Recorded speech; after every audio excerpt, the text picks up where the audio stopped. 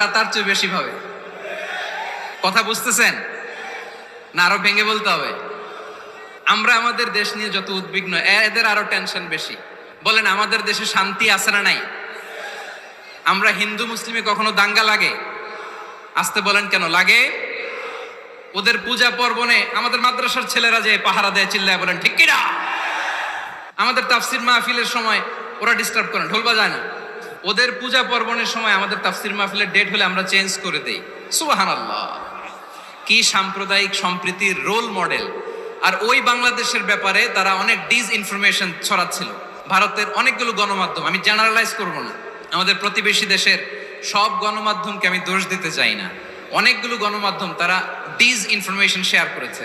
Disinformation আর miss ইনফরমেশনের পার্থক্য আছে। Miss information না জেনে ভুল বুঝে একটা মিথ্যা বা ভুল তথ্য ছড়িয়ে দেয়া, এটার ক্ষমা আছে।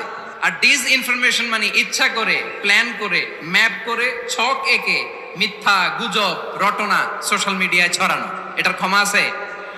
আওয়াজ করে বলেন, ক্ষমা আছে? ভারতের কিছু গণমাধ্যম তাই করেছে। আমরা ব্যথিত হয়েছি, আমাদের হৃদয়ে রক্তক্ষরণ হয়েছে। আমাদের প্রতিবেশী দেশকে বলতে চাই, আমাদের দেশ নিয়ে আপনাদের ভাবার দরকার নাই। নিজের চরকায় তেল দেন, নিজের দেশ নিয়ে ভাবেন। গত মাসের ভয়েস অফ আমেরিকার রিপোর্ট, বাংলাদেশে সংখ্যালঘু জনগোষ্ঠী আগের চেয়ে বেশি নিরাপত্তা পাচ্ছে। Report voice of America. Voice of America কি আমাদের রিপোর্ট? না, ভয়েস অফ আমেরিকার জরিপ, বাংলাদেশের সংখ্যালঘু জনগোষ্ঠী আগের চেয়ে ভালো নিরাপত্তা পাচ্ছে। শুধু এখানেই শেষ না, মাইক্রোসফটের একটা জরিপ শোনাই আপনাদেরকে। তারা সারা পৃথিবীতে গুজব, ভুয়া আর মিথ্যা নিউজ ছড়ানোতে কোন দেশ সেরা একটা রিপোর্ট করেছে, এর মধ্যে 1 নম্বরে এসেছে ভারতের নাম।